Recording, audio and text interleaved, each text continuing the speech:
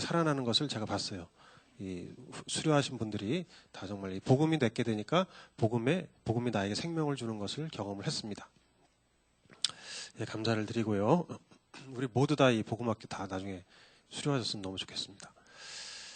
자, 오늘은 이제 예수 믿어야 되는 두 번째 이유 이제 살펴보겠습니다. 우리 박 전사님이 계속 시리즈로 하셔서 하는 것이 아니라 원래 제가 계획되어 있던 것을 하는 것입니다. 여러분. 예. 자, 예수 믿어야 되는 이유. 제가 첫 번째 영생이다 이것을 말씀드렸죠. 영생. 기억이 나실런지. 영생이 있기 때문에 믿는다. 근데 두 번째 이유를 이제 설명하려는데 요즘은 웰빙이 대세잖아요. 웰빙. 뭘 어떻게 먹느냐. 하여튼 운동을 어떻게 할 것이냐. 뭐 여가를 어떻게 즐길 것이냐. 뭐 이런 것들 쭉 여행을 어디로 가느냐. 하여튼 잘 먹고 잘 사는 거에 대한 관심이 지금 지대예요. 우리가 먹고 살만해지다 보니까. 그래서 웰빙 하는데 근데 이제 진정한 웰빙이 되려면은 이제 웰다잉부터가 있어야 된다는 거예요. 예. 웰다잉. 죽음부터 먼저 생각을 해야 사는 것이 그 다음에 결정이 되기 때문에.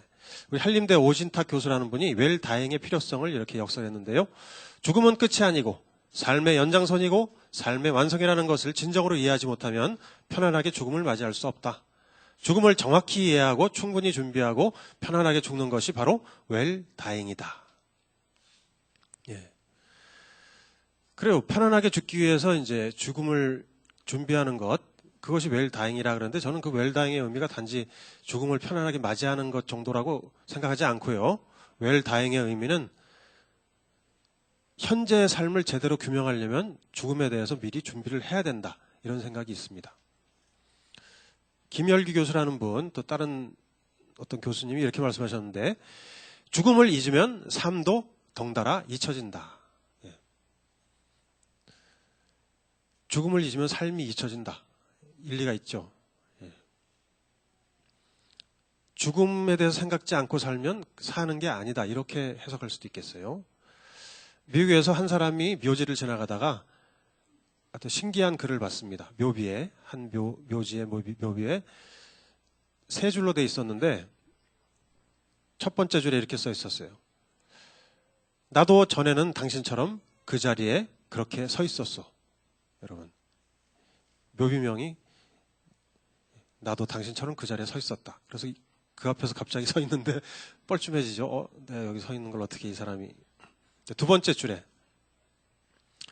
그래서 웃음이 나왔죠. 아니 내가 여기 서 있는 것을 뭐 여기다 써놨을까. 웃음이 나왔는데 두 번째 줄에 나도 전에는 당신처럼 그곳에 서서 웃고 있었어. 이렇게 처음엔 웃었지만 두 번째는 조금 찔끔하죠. 이게 뭔 말이야. 근데 세 번째 줄을 읽으니까 정말 심각해지는 거예요. 이제 당신도 나처럼 죽을 준비를 하시오. 정말 딱 맞는 묘비 명이죠. 예. 저도 묘지에 이렇게 쓸까 봐요. 예. 죽음은 여러분 우리가 외면할 수 없는 우리의 현실입니다. 예. 지구상에 지금 70억, 74억 지금 이렇게 살고 있다는데 1년에 1억 명이 죽어요. 예. 그러니까 하루에 25만 명이 죽고 있고 1분에 200명씩 죽습니다. 우리나라에 이 죽음과 관련된 질병을 갖고 있는, 그래서 죽음과 사투를 벌이고 있는 사람들이 한 500만 명 된다라고 보여집니다. 여러분, 우리나라 인구가 7천만인가요? 5천만인가? 하여튼 그 정도. 제가 우리나라 인구를 모르네. 제가 어릴 때 4천만이었어요. 예, 지금. 자, 그러니까는 500만 명은 굉장히 많은 숫자죠. 제가 죽음에 대해서 심각하게 직면하게 된 계기가 있는데 그것은 이제 우리 할아버님과 아버님의 죽음을 통해서입니다. 할아버님이 돌아가시고 3개월 있다가 아버님이 돌아가셨어요. 그래서 그때 이제 굉장한 어떤 내면의 충격이 있었죠. 왜냐하면 이 두 분은 저희 집안에서, 가문에서 장자분들이셨어요. 종손이셨을 거예요. 종손.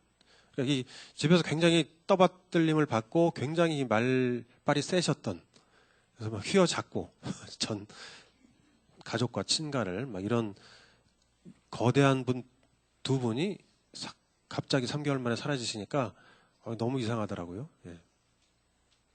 제가 종손입니다, 여러분. 그래서 종손이 됐는데 이 위세가 있던 두 분이 사라지니까 제가 그때 당시 대학원생이었지만 이제 유학을 준비하고 있었는데 어떤 큰 충격을 받은 상태에서 이제 유학을 간 거예요. 그 때문에 이제 죽음에 대해서 처음으로 진지하게 생각을 해보는 계기가 됐습니다. 아, 나도 죽는 것이구나. 살아있을 때야 정말 막 뭐 집안도 호령하고 하지만 죽으면 아무것도 아니구나. 이런 것들이 이제 현실로 저에게 다가왔어요. 우리가 예수 믿어야 되는 이유, 여러 가지가 있지만 가장 중요한 부분이 죽음의 문제 해결입니다. 죽음의 문제. 이 기독교는 죽음의 문제를 해결하는 종교가 되겠어요. 자, 기독교에서 죽음의 문제를 어떻게 해결했는가? 고린도전서 15장 55절에서 56절 한번 다 같이 읽어보겠습니다. 시작. 죽음아, 너의 승리가 어디에 있느냐? 죽음아, 너의 독침이 어디에 있느냐? 죽음의 독침은 죄요. 죄의 권세는 율법입니다. 여기 보니까 죽음은 독침과 같다. 이제 전갈의 독침. 한번 맞으면 정말 타격이 크죠. 정신적인 타격, 육체적인 타격이 옵니다. 그 죽은 당사자뿐 아니라 주변 모든 사람에게. 그래서 우리 이 죽음의 독침이 뭘까요? 어떻게 보면 두려움이라고 볼 수 있겠어요. 두려움. 죽음을 생각하면 우리 안에 막 두려움이 일어나잖아요. 나의 죽음, 또 나의 사랑하는 사람들의 죽음 생각하면 막 우리 안에 두려움이 몰려옵니다. 예수 믿는 많은 분들이 간증하실 때 그 예수 믿게 된 동기 보면 죽음에 대한 두려움 이유가 꽤 있어요. 그죠? 네. 우리 정미분 집사님도 죽음에 대한 공포가 있었다고. 어릴 때 중3 때 남동생이 연탄가스 중독으로 이제 돌아가셨으니까. 예. 그 충격, 죽음, 공포, 가위 눌리고 막 이런 것들이 있는데 이 죽음은 끝이죠. 그죠? 그러니까 죽으면 아무것도 아니죠. 그러니까 허무해지죠. 더 이상 아무것도 이룰 수도 없고 또 내가 이룬 것들을 누릴 수도 없고 사람들과의 관계, 사랑의 관계도 누릴 수 없고 이제 허무하게 다 끝나버리는 상황이 되는 것이 죽음이에요. 이제 더 슬픈 것이 우리가 이 죽음 앞에서는 아무것도 할 수 없다는 거. 그렇잖아요. 예. 뭐 웃겨줄 수도 있고 먹여줄 수도 있고 뭐 어디 여행도 같이 갈 수 있고 그러지만 일도 할 수 있고 근데 이제 죽음 앞에서는 우리가 아무것도 할 수가 없어요. 예. 철저하게 무기력합니다. 우리는 죽음 앞에. 여기 사진에 한번 보시면은 예, 뭔지 아시겠? 허스트 캐슬입니다. 허스트 캐슬. 1번, 2번 예. 이렇게 야외 수영장인데 이렇게 보면은 꼭 어디 그리스 같죠. 근데 그게 그렇지 않고 샌프란시스코 밑으로 이렇게 내려가면은 해변가에 허스트, 여러분 윌리엄 허스트라는 분 아마 아실 텐데 옛날에 신문왕이라고 그러니까 언론 재벌이죠. 그러니까 1950년도에 네, 굉장히 유명했던. 그래서 이 성이 있어요. 거기에 내려가다 보면 해안선을 따라. 저도 가봤습니다. 제가 건축 전공이니까 한번 가봤는데 이게 이제 1919년에 착공돼서 1947년에 완성됐어요. 거의 30년. 근데 이렇게 가만히 보면 저 건축 자재들이 여러분 유럽에서 가져온 것들이에요. 유럽의 고건물, 고건축들을 다 해체해가지고 갖고 왔어요. 그래서 스페인의 수도원을 통째로 들고 왔고 또 웨일즈에 있는, 영국 웨일즈에 있는 800년 된 성체를 통째로 뜯어와가지고 여기다 다 세워놓은 겁니다. 그리고는 이 허스트는 날마다 그냥 정말 재벌들 아니면 유명 인사들 다 불러가지고 파티 열고 저기 실내 수영장도 보면 그 옛날에 되게 잘 해놨어요. 그 영상 찍어놓은 거 보니까 그때 당시 이제 어떻게 파티를 했는지 정말 유명한 뭐 연극 배우, 희극 배우, 영화 배우들 다 오고 가수들 이렇게 해서 막 자기들끼리 정말 흥청망청 이렇게 했더라고요. 근데 이 허스트가 나이가 60세가 됐을 때 자기 자녀들과 친척과 친구들을 다 불러 모아놓고 환갑잔치 했나 봐요. 그런데 어떻게 했냐면은 여러분은 이제 앞으로 내 앞에서 죽음에 대해서 절대 농담으로라도 입 밖으로 내지 마라. 이렇게 경고를 했습니다. 내 앞에서는 절대 죽음이라는 단어를 쓰지 마라. 그리고 이 사람이 죽을 때 어떻게 죽었을까요? 저 많은 것들을 다, 사실 이거보다 더 부자죠. 더 부자인데, 하여튼 이 많은 것들을 다 놓고 가기가 아쉬웠는지 무지하게 고통스러워하면서 몸부림치다가 죽었습니다. 두려움이죠. 죽음은 두려움이에요. 내가 쥐고 있는 것들을 다 내려놔야 되는, 내 생명마저도 포기할 수밖에 없는. 자, 이 죽음을 우리가 왜 두려워할까요, 여러분? 그냥 단지 허무로 끝나기 때문에? 만약에 저는 죽음이 끝이다. 그 다음엔 아무것도 없다. 그렇다면 뭐 그렇게 두렵지 않을 것 같아요, 저는 사실. 예? 그냥 막 살면 되는 거지, 뭐, 원하는 대로. 그런데 이제 그렇지 않죠. 우리 안에 두려움이 있어요. 예. 죽음에 대한 두려움. 그것을 성경은 지금 방금 읽은 말씀에 의하면 뭐 때문에 두렵다고요? 우리가? 죄 때문에 두렵다는 거예요. 죽음의 독침은 죄라 그랬습니다. 내가 죽음에 대해서 자꾸 고민하는 이유는 내 죄 때문이에요. 내가 평생 살면서 지었던 이 모든 죄를 어떻게 하지? 이 생각이 우리 안에 있기 때문에. 죽을 때. 여러분, 우리가 평생 선하게만 살았다. 누가 보더라도 참 선인이다. 저 사람은 내적으로도 그 마음속의 동기조차도 선했다. 이렇다면 우리가 뭐가 두렵겠어요? 그렇지만 우리는 다 죄를 짓잖아요. 어마어마하죠. 사실 어마어마한. 미워하는 것도 살인과 같고, 예수님 말씀. 음욕을 품는 건 가늠한 것과 같다. 그렇게 따지면 여러분 수천 수만 명 죽였을 거예요, 우리가. 그리고 하여튼 모르죠. 뭐 얼마나 가늠을 했을지 우리가. 이 죄의 독침이 우리를 두렵게 만드는 거예요. 죄는 우리를 죽음으로 몰고 가요. 이 죄의 독침에는 그 권세가 있는데 그 권세가 뭐라고요? 고린도전서 15장에. 왜 우리가 죄를 또 죄 때문에 버거워하죠? 죄의 권세가 율법이라고 그랬습니다. 율법. 내가 죄라고 느끼는 이유는 어떤 법이 있기 때문이에요. 태어나면서부터 누가 가르쳐주지 않아도 내 안에 어떤 법이 있어요. 예. 그 법에 의해서 나는 내 스스로 이건 죄다 아니다를 판정할 수 있어요. 그죠? 예수님 안 믿어도 그렇게 할 수 있습니다. 예. 안 그랬어요, 여러분? 예수 안 믿을 때도 내 스스로 이건 죄다 아니다 이렇게 분별할 수 있었죠? 아니라고요? 사람이 아닙니다, 여러분. 사람이 예수 안 믿어도 저도 이건 나쁜 짓이다, 좋은 일이다 이걸 구별했어요. 이게 로마서 2장 15절에 그렇게 돼 있잖아요. 그럼 한번 읽어봅시다. 시작. 그런 사람은 율법이 요구하는 일이 자기의 마음에 적혀 있음을 드러내 보입니다. 그들의 양심도 이 사실을 증언합니다. 그들의 생각들이 서로 고발하기도 하고 변호하기도 합니다. 예. 우리 예수 안 믿어도요. 율법이 우리 마음에 적혀 있어요. 이미 하나님께서 우리 마음에 심어 놓으셨어요. 기본적으로. 그래서 우리는 양심의 가책을 느끼는 거잖아요. 이건 아니다. 이렇게 하는 건 아니다. 그래서 우리 서로 이 마음이 내 안에서 막 고발하는 거야, 나를. 예?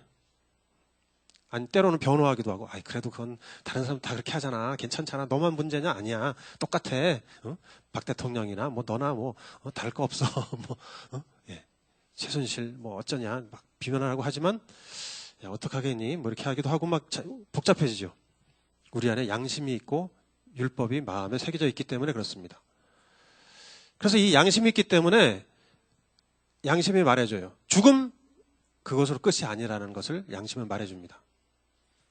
죽는다고 끝이 아니다라는 것을, 육신의 죽음이 다가 아니라는 것을 양심이 은근히 우리한테 깨우쳐줘요. 야, 죽으면 그 다음에 뭐가 있을지도 몰라. 이것이 양심의 소리예요. 그죠? 예? 죽고 끝나면 그냥 어떻게 보면 편할 수도 있겠지만 그것이 다가 아니라는, 죽은 다음에 어떻게 될까 이 두려움이 있는 거예요. 예.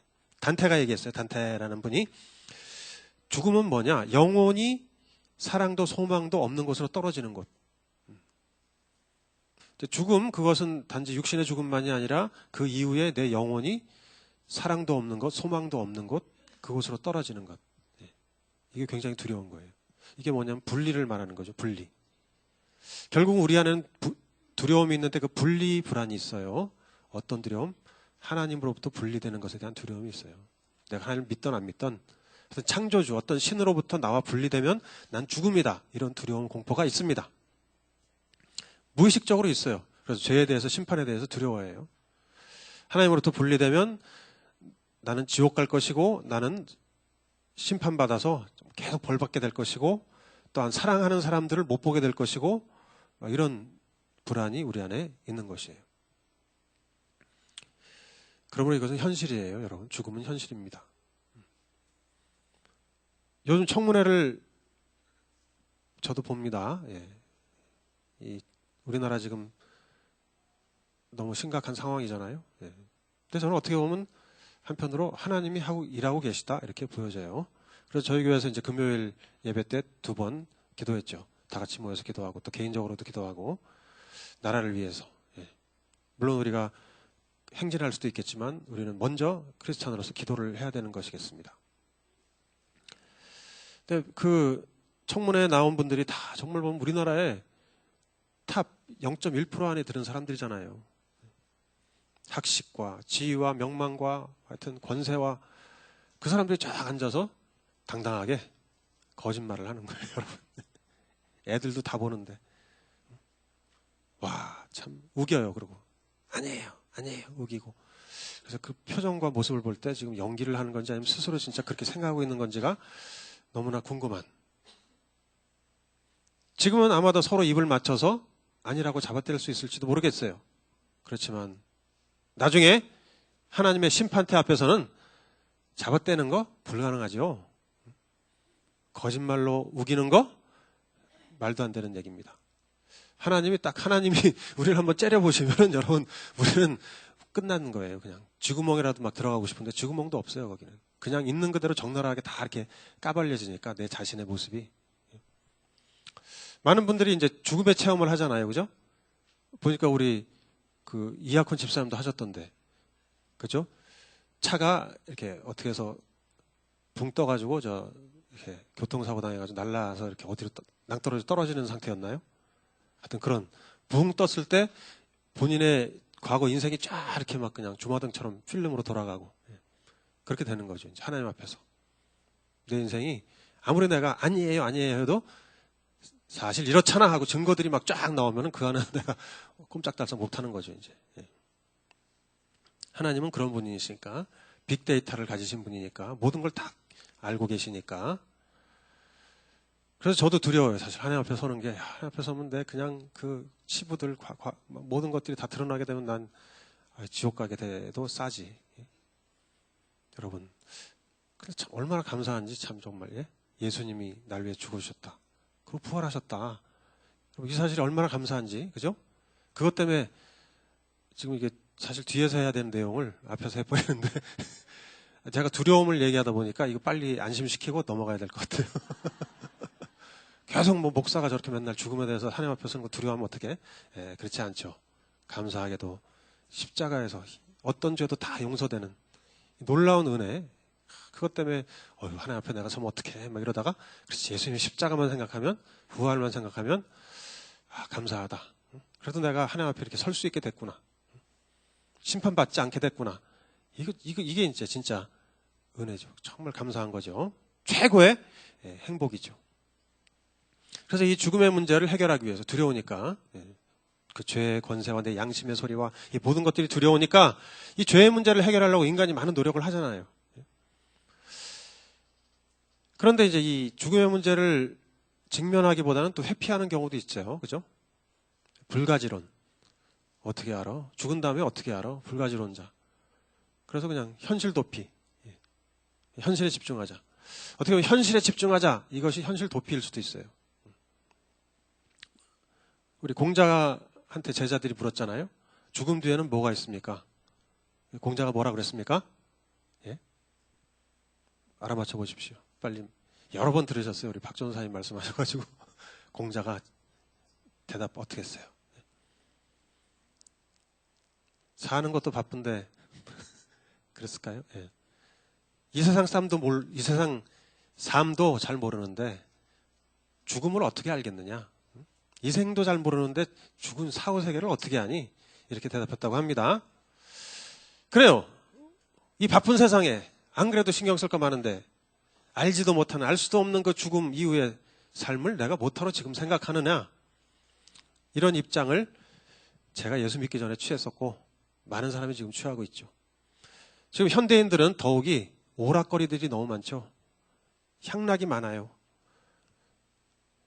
쾌락이 아주 그냥 넘쳐요. 그러다 보니까 죽음을 미리 생각할 필요가 뭐 있냐? 지금 이렇게 즐거운데 미리 죽음을 생각하고 슬퍼할 필요가 뭐 있냐? 오늘 즐기자. 이런 생각 때문에 죽음을 생각을 안 합니다. 오로지 이제 현재 삶에만 관심을 갖게 되는 경향이 있다. 그게 이제 현대인들이잖아요.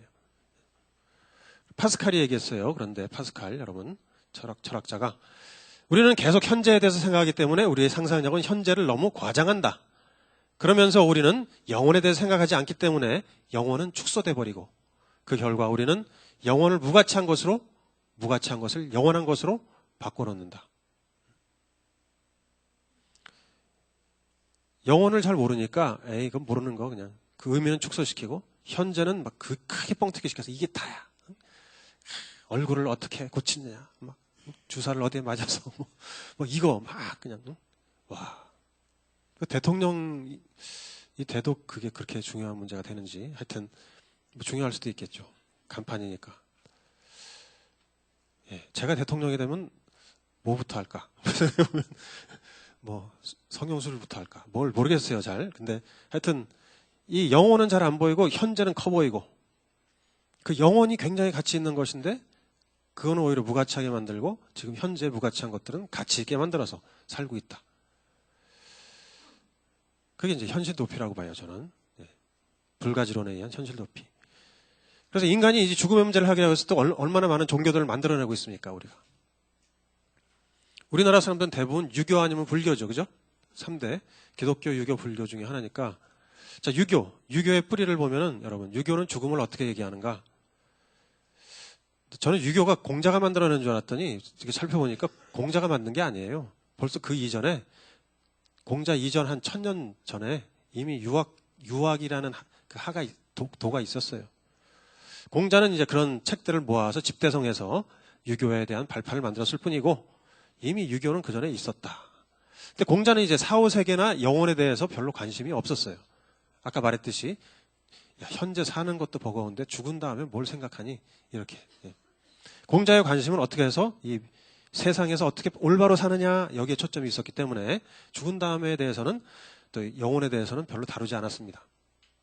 그 유교에서 제사를 드리잖아요. 근데 이 제사의 의미는 어떤 죽은 영혼을 뭐 이렇게 위로하고 뭐 이런 어떤 복을 비는 그런 의미가 아니라 효사상을 죽은 사람에게도 실천하는 그냥 그런 의미 정도였어요, 원래. 근데 거기에 이제 우리나라의 도교라든지 막 이런 것들이 들어오면서 그게 이제 진짜 조상신이 있다, 뭐 또 기복 이렇게 조상에게 제사를 잘 드리면 복을 받는다 이런 개념들이 나중에 들어온 거예요. 그 한나라 때 이제 동중서라는 사람이 이런 공자의 사상에 주술적인 분위기를 집어넣습니다. 그러니까 원래 공자는 그런 얘기를 한 사람이 아니라는 거예요. 우리나라 이 제사제도는 여러분 조상 제사는 조선 시대 이전에는 없었어요, 그죠? 근데 이제 조선 초에 이성계가 나라를 장악하고 어떻게 민심을 수습해야 되겠는데 그 일환으로 이제 주술적인 제사 제도를 들여와서 조상을 숭배하라. 왜냐하면 이제 효 이것을 확립하기 위해서 왕에게 잘하는 것을 부모에게도 잘하는 이런 충과 효를 연결시킨 거죠. 그래서 이제 중국에 있는 것을 들여온 거예요. 수입해가지고 거기다가 이제 도교의 사상을 받아가지고 도교는 하여튼 거기 49제 이런 거 하잖아요. 우리가 죽은 다음에 49제. 이런 건 다 또 유교에서 나온 게 아니라 도교의 것을 갖다 붙이고 막 이렇게 해가지고 만든 거예요. 그러니까 우리나라에서 지금 하는 이 제사제도라든지 이런 것은 이것저것 다 갖다 붙인 거라고 생각하시면 됩니다. 그렇게 봤을 때 여러분, 저도 뭐 예수 믿기 전에 제사 많이 드렸죠. 제가 종손이니까. 예. 근데 지금 생각하면 유교는 죽음의 문제를 해결할 수 없다. 이렇게 생각합니다. 그죠? 예, 제사 드린다고 뭐 죽음에서 벗어나는 것도 아니고 잘 몰라요. 죽은 다음에 어떻게 되는지 유교는. 예. 자, 그럼 불교는 어떨까? 불교는 세상 만물은 늘 돌고 돈다. 잠시도 쉬지 않고 절대로 실체가 없다. 불교는 나라는 실체가 없다라고 생각하는 거예요. 그건 이제 무아설이라고 그러죠. 무아설. 보면 무아설. 나는 없다. 그럼 뭐지? 나는 뭐지? 그러면 이거는 계속 돌고 도는 세상에서 잠깐 등장하는 존재들은 내가 아니고 그냥 어떤 업보의 결과물이다. 이제 업보가 나오는 거예요. 업보라는 거는 지금 짧은 시간에 제가 설명 못해요. 저도 잘 모르기 때문에 여러분 우리의 존재는 이렇게 지금 있는 내가 아니에요, 여러분. 나는 어떤 업보의 결과물일 뿐이에요, 지금 나타난. 그리고 우리가 죽으면 그 다음 그 전의 업보와 나의 업보가 살아서 행했던 나의 업보가 합쳐져서 그 다음 존재가 탄생해요. 예? 그러면 이제 그 다음 존재가 또 이렇게 업보들이 합쳐서 또 탄생하고 뭐 천겁을 가고 어쩌고 하고 이렇게 이제 불교예요, 그죠? 나는 죽으면 어떻게 보면 사라지는 거예요. 그렇지만 업보로 남아서 그 다음 존재로 이어지는 것이 이제 윤회인데, 그래서 여러분 여기서 우리가 잘못하면 어떻게 됩니까? 인간인데 잘못 살면 어떻게 돼요? 개가 됩니다, 여러분. 이게 불교예요. 돼지가 될 수도 있어요. 저는 개돼지까지는 참겠는데 바퀴벌레로 태어나면 어떡하지 이런 생각. 내가 정말 극악무도한 짓을 해서 바퀴벌레가 된다, 여러분. 예? 야, 참 믿습니까? 이게 불교라니까요. 예? 시작도 없이 끝도 없이 계속 이걸 되풀이한대요. 계속. 그래서 바퀴벌레가 조금 더 노력하면 이제 뭐 나방이 되고, 나방이 좀 더 노력하면은 강아지가 되고, 강아지가 좀 더 노력하고 업을 쌓으면 뭐 소가 되고, 소가 열심히 섬기면 사람이 되고, 뭐 이렇게 된다는 건데. 예? 예. 그런데 또 지옥 갈 수도 있어요, 여러분. 잘못하면. 그래서 이 윤회의 고리에서 벗어나는 것, 이것을 이제 해탈한다. 자, 돌을 열심히 닦으면, 예, 강아지도 돌을 열심히 닦고 주인을 섬기면 해탈하는 것입니다. 그 윤회의 바퀴에서. 여러분 어떨 것 같으세요? 여러분 해탈할 것 같습니까? 다음 세상에 개가 되지 말자. 빨리 해탈하자. 그런 마음으로 지금 살고 계십니까? 전 이거 제가 어릴 때 그냥 부모님 따라 절에 다녔지만 나 이거 믿지 않았어요. 말이 되냐? 또 친구들이 막 이게 밀교에 대해서 불교에 대해서 사실 이 업보 윤회 과정 이것이 부처가 만들어낸 게 아닙니다. 부처 이전에 이미 인도에서 이미 힌두교에서 다 하는 거예요. 힌두교에 갖고 있는 업보 사상, 윤회 사상이 부처가 그걸 채택한 거예요. 그리고 자기 사상을 거기 집어넣어서 개발한 게 불교가 되겠습니다. 아시겠죠? 그러니까 불교가 불교로 딱 이렇게 동떨어져 존재하는 게 아니에요. 과거에 인간들이 했던 모든 것들을 종합하고, 유교도 마찬가지예요. 유교도 공자가 딱 만들어낸 게 아니라 그 전에 있던 걸 종합하고 그걸 또 그 다음 사람이 받아서 뭐 또 가미시키고 해서 계속 오서 우리가 지금 제사 드리는 그런 형태가 나타난 것이에요. 근데 과연 이것이 정말 맞는 도인가? 여러분, 불교가 맞는 도인가? 내가 죽으면 개돼지가 된다. 예. 아니 근데 실제로 누가 강아지가 왕왕 하면서 내 사실은 이승만 대통령이었어. 뭐 이렇게 하면 내가 그때 독재하는 바람에 이렇게 개가 된 거야. 라고 누가 한마디라도 강아지가 했더라면 제가 믿겠어요. 예? 제가 불교를 믿겠습니다. 아직까지 그런 일이 태어나서 한 번도 본 적이 없어요. 역사책에도 안 나와요. 그러니까 이걸 어떻게 믿냐고. 예? 또 갑자기 그렇죠. 내가 환생했다. 뭐 이렇게 하면서 나타나는 사람이 누가 정말 내가 네 할아버지니라 뭐 이렇게 하고 나타나면 좋겠지만 한 번도 본 적도 없고 태어나서. 뭐 도대체 해탈했다는 사람 본 적이, 뭐 부처님이 죽고서 해탈했다는데 해탈했는지 어떻게 알아 그거를? 예? 해탈한 그곳에 가서 봐야 뭐 알 거 아니에요. 진짜 해탈하면 어디로 가는지, 해탈하면 진짜 그렇게 윤회에서 벗어나서 이렇게 존재하는 존재가 되는지. 이제 해탈하면 극락 왕생한다는 거거든요. 예. 그 극락은 어딘지 본 적이 있습니까 우리가? 아무도 없어요. 예? 옥황상제가 있는지 없는지 본 적도 없어요. 아무도 몰라요. 근데 그걸 어떻게 믿죠? 예, 저는 못 믿겠어요. 실제로 불교도들이 여러분 열심히 살아생전에 이제 불교를 믿다가 죽을 때 기독교로 개종하는 경우가 꽤 있습니다.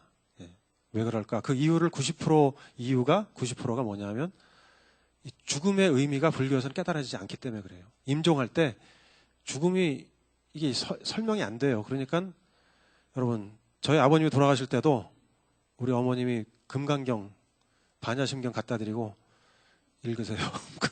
지금 여러분 오늘 내일 하는데 언제 돌을 닦아서 열반에 들어가요. 예? 네. 말이 안 되잖아요 이게. 예? 거기서 이제 야 불교 이게 그래서 제가 아마도 기독교를 더 이렇게 퇴학하게 된 계기가 되지 않았을까. 예. 이게 불교 지도자들이 하는 말입니다. 우리 불도 신자들이 죽으면서 자꾸 기독교로 개동하는데 그 이유가 뭔가 보니까 결국 죽음의 문제라고 이제 자기들이 하는 얘기예요. 여러분, 다른 종교들과 다르게 그런데 우리 창조주 하나님은 어떻게 하셨어요?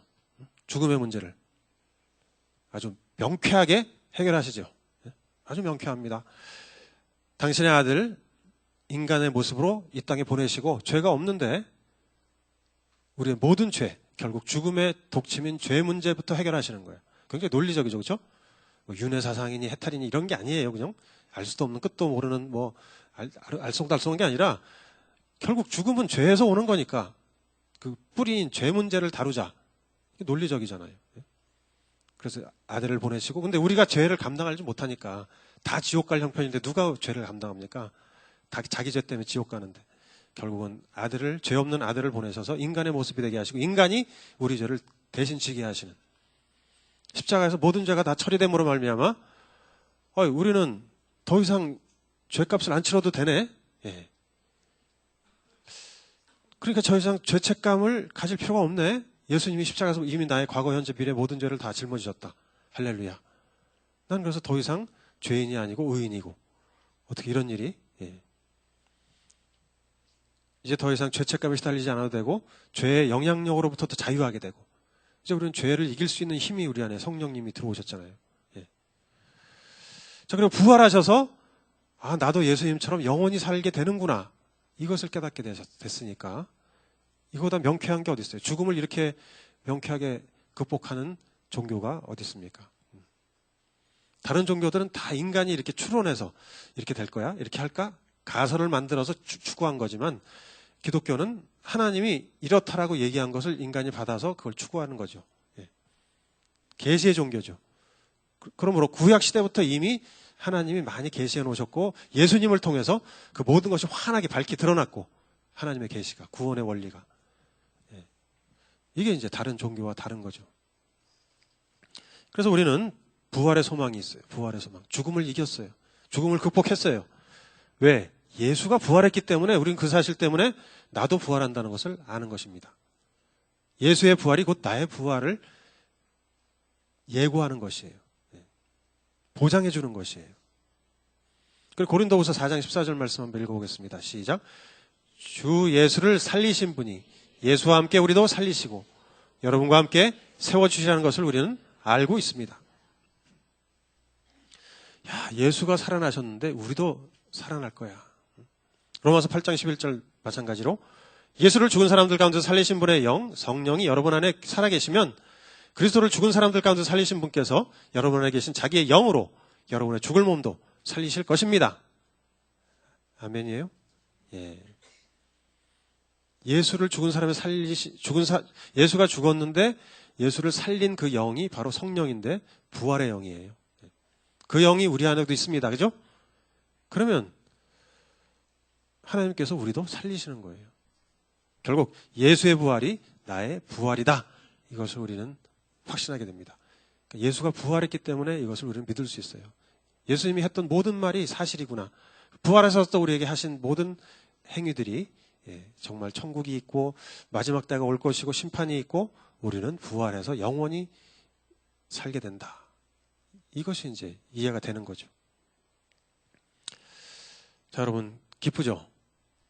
이 사실을 알게 되면 기쁘지 않습니까? 예. 그래서 기쁘다 구주 오셨네가 있는 거죠. 예. 다음 주에 기대하세요. 기쁘다 구주 오셨네. 만백성 맞아라. 예. 부처님도 훌륭한 분이고 공자님도 훌륭한 분이고 소크라테스도 훌륭하고 했지만 죽음의 문제를 해결하는 분은 예수 그리스도밖에 없어요. 예. 그게 이제 우리가 믿는 믿음이고 소망이집니다. 아무도 죄를 처리한 사람이 없어요. 이 세상에. 다 자기가 스스로 돌을 닦아서 죄를 처리하려고 했지만 다 해탈하고 열반에 들어가지 못했습니다. 예. 자, 예수 믿고 이 죽음에서 해방되면은 얼마나 좋은지. 첫 번째로 우리 안에 있는 독침이 제거되죠. 예? 너 죄인이야. 정죄하는 그 정죄감에서 자유하게 되죠. 죄를 짓더라도 잘못했습니다. 회개합니다. 잘못했어요. 주님 용서해 주세요. 이렇게 하면 용서가 되니까 십자가의 보혈의 피로. 그런 은혜가 어디 있어요, 여러분. 여러분 교회에 1억씩 바쳐라 이런 거 없습니다. 죄졌지. 1억만 내세요. 이런 거 없어요. 얼마나 좋아. 예. 죄 때문에 바치라 그래서 아마 교회 떼고자 됐을 거예요. 그죠? 그렇지 않고 예수님이 십자가의 공로에 의지해서 용서해 주십시오. 용서가 되는. 얼마나 좋아요. 그 다음에 더 이상 이 독침이 나를 찔르지 않는 죽음의 두려움이 사라지는. 그래서 이 다윗이 고백했던 것처럼 시편 23편 4절 내가 비록 죽음의 그늘 골짜기를 다닐지라도 주님께서 나와 함께 계시고 주님의 막대기와 지팡이로 나를 보살펴 주시니 내게는 두려움이 없습니다. 이게 여러분에게도 적용되십니까? 나는 죽어도 죽음의 골짜기를 인생의 엄청난 정말 끔찍한 상황을 내가 지나간다 할지라도 나는 괜찮아. 부활의 주님이 나와 함께 계시고 난 부활할 텐데. 1934년에 태어난 이제 루마니아 기독교 지도자가 있어요. 그때 차우세스쿠라고 여러분 기억하시는지? 독재자. 네, 엄청난 독재자. 거의 뭐 김정일, 김일성 비슷한 이 체제 하에서 이제 목회를 하던 분이 요시프톤이라는 목사님이 계셨는데 비밀 경찰이 이제 자신을 잡아서 이제 죽이려고 하는 거예요. 위협을 가하는 거예요. 죽일 거야. 그러니까 이 사람이 어떻게 대답했냐면 당신들의 최대 무기는 죽음이지. 날 죽이는 것이지. 죽으면 마치 내가 막 굴복할 것 같이 그렇게 생각하지. 그렇지만 나의 최대 무기가 뭔지 알아요? 죽는 거야.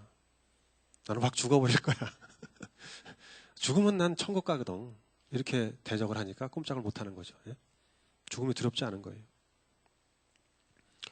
자, 이 우리 죽음의 문제가 해결되잖아요. 가장 큰 문제잖아요. 이게 죽음의 문제. 물론 애들 문제도 있고 돈 문제도 있고 많이 있지만 건강 문제, 죽음의 문제가 가장 큰데 이 죽음의 문제가 해결되면은 비로소 우리 안에 이제 안식이 임합니다. 쫙 안식이.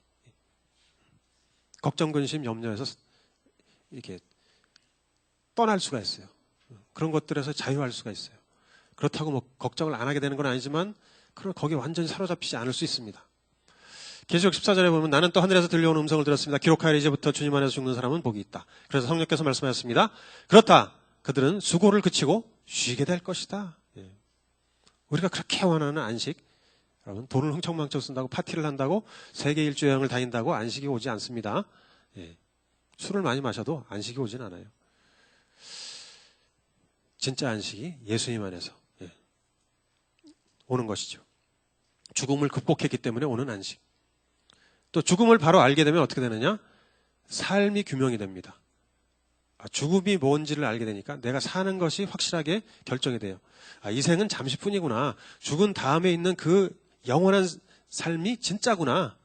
나는 그래서 거기에 초점을 맞추고 살아야 되겠네. 삶의 의미와 가치와 목표가 분명해지게 되는 거예요. 그래서 이제 바울과 같은 입장을 취하게 되는 거죠. 우리 디모데후서 4장 7절 8절 마지막으로 읽고 마치도록 하겠습니다. 이게 이제 우리의 삶의 방향이 돼야 되는 거죠. 죽음을 해결한 사람의 방향. 다 같이 읽어보겠습니다. 시작. 나는 선한 싸움을 다 싸우고 달려갈 길을 마치고 믿음을 지켰습니다.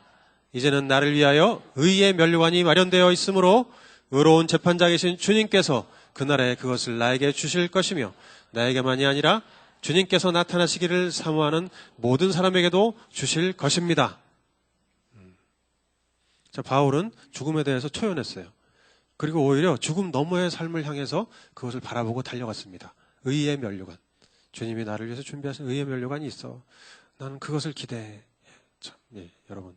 그래서 이제 그 의를 위해서, 복음을 위해서, 하나님 나라를 위해서 자기 인생을 바치는 거죠. 이게 가능해지는 거예요. 자, 예수 믿음으로 여러분 죽음이 극복되면 엄청난 혜택이 우리에게 임하는 겁니다. 죽음을 극복했다면 여러분 우리도 바울처럼 이 의의 면류관을 바라보면서 그것을 향해서 줄기차게 달려갈 수 있습니다. 그렇죠. 여러분 우리 다 그렇게 살고 싶으시죠? 나도 의의 면류관이 있지. 바울이 받는다고 했으니까 나도 그것을 받길 원한다. 그 의의 면류관을 쓰고 이제 우리가 영원히 다스리는 거예요. 예수님과 함께. 자, 이것을 기대하시면서 오늘도 선한 싸움 잘 싸우시고 믿음으로 열심히 달려가는 여러분 되시기 바랍니다. 우리 일어나셔서 찬양하겠습니다.